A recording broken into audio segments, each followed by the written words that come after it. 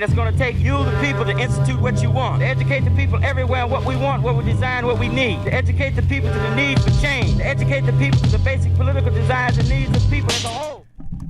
Hey, what's up, everyone? So today we're going to talk about ICE because they are evil. No, I'm just kidding. But yeah, they're pretty evil. So basically, they're starting up a Citizens Academy, and let's just say it's definitely something that could lead to some very dangerous outcomes. So, Chicago's field office of ICE is building a racist community based on hatred and violence. In July of 2020, they announced an inaugural pilot program that will kick off in September of 2020. The Enforcement and Removal Operations Citizens Academy. In the invitation letter from Field Office Director Robert Gadian, I don't know, who cares? He's evil, just like the rest of them, so he doesn't deserve respect. So he specifically states that attendees will participate in scenario-based training and exercises, including but not limited to defensive tactics, firearms familiarization, and targeted arrest. This program trains citizens to perpetuate race-based violence and further normalize hate crimes that already devastate our communities. And if this even reached certain states, there are literally some states where hate crimes are legal. So, again, this could normalize hate crimes, which in some states will go unchecked, and no one will be held accountable to any form of justice because that's just how racism works in those states. So our tax dollars are literally being spent on training up and building an army of hatred. It's a blatant endorsement of white supremacy, coded in a false display of patriotism, seeking to excuse racial profiling and only leading to increased violence, hatred, and xenophobia in our communities. So, basically, these pieces of garbage, people at ICE, they're trying to dress this up as we're just building up community relations. We want to build relationships with the community. Well, they're building up relationships of the community in Chicago, and if anyone knows anything about this racist country's racist history, the Northwest part of the country has historically been one of the most racist regions in America, even more racist than the South as time went by, obviously. Like a lot of the school busing cases, I believe, started in Detroit, Michigan, because there was so much racist redlining that went on there, and that's a whole different thing. And I believe that's in the Northwest, just like Chicago. So, building community relations is basically, it's a direct result of the application of the counterinsurgency field manual created by General Petraeus during the Iraq War. I remember a while ago I saw on some news coverage of Green Berets utilizing this field manual in their community because obviously, I suppose military personnel, when they come back, a lot of them apparently find jobs in the police force. So basically, the gist of this field manual is to prioritize protecting civilians rather than killing the enemy. So by doing this, you are basically trying to get a big military occupation force of people with guns who are prone to violence and face little consequences if they kill a civilian in your area, in your state, your region, your country, whatever. The only way to stop them from basically bringing harm to you and your community is by building community relations per the field manual. So by building community relations, they make really strong relationships and connections with individuals in the community that they are occupying. And yes, occupying.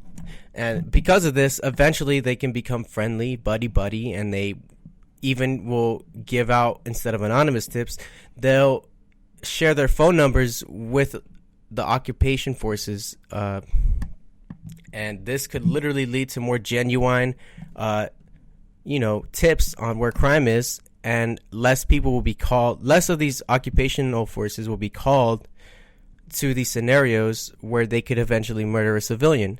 Because again, it'll be the community policing each other, but just utilizing the police force when it's needed, So, and yeah, of course I don't agree with police departments. There's so much wrong with everything surrounding that. So, yeah, so this is literally just a falsehood, which is also a way to result in nonviolent approach for evil.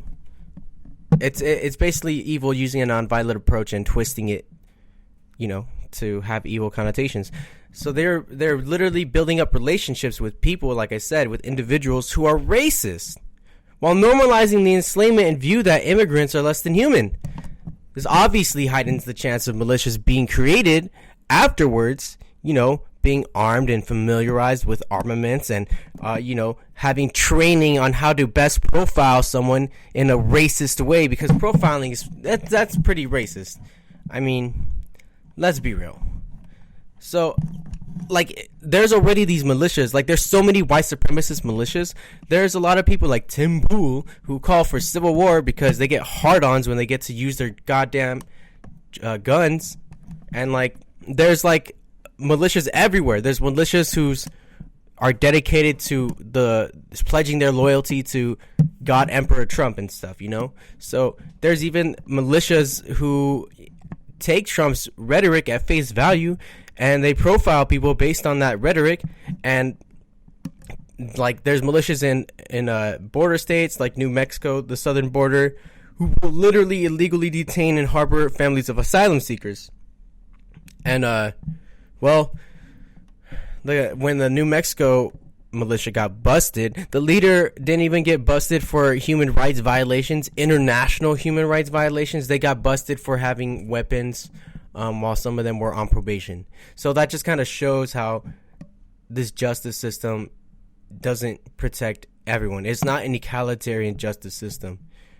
Yeah, so this is just ridiculous. And if anyone knows anything about ICE, they need the detainment centers, which are usually prison contractors, and the way they make money, the prison contractors who build the ICE detainment facilities, they make money the exact same way the prison industry makes money. If you didn't know anything about that, the 13th Amendment, police quotas, prison industry, the prison industrial complex lobbying, donations from them, it all leads to just basically enslaving people and making money from those people's enslavement. And they even have traffic rings in these ICE detention centers. There's so many reported. There's so much rape and molestation. There's so much unsanitary living conditions. That everything is just basically inhumane. And that even in the COVID, they were basically forcing these migrants to clean ICE facilities, because they didn't want to get the pandemic, but they said, screw it. These immigrants are less than human, so if they get the pandemic, who cares? So, this is complete ridiculous. It's awful. It's awful. And again, it'll lead to racist militias being created. It will lead to endorsing white supremacy. And again, it'll elevate to violence. And in the end, that's all that really matters. So, yeah, we gotta work together to stop this from spreading to other states, especially again where hate crimes are legal.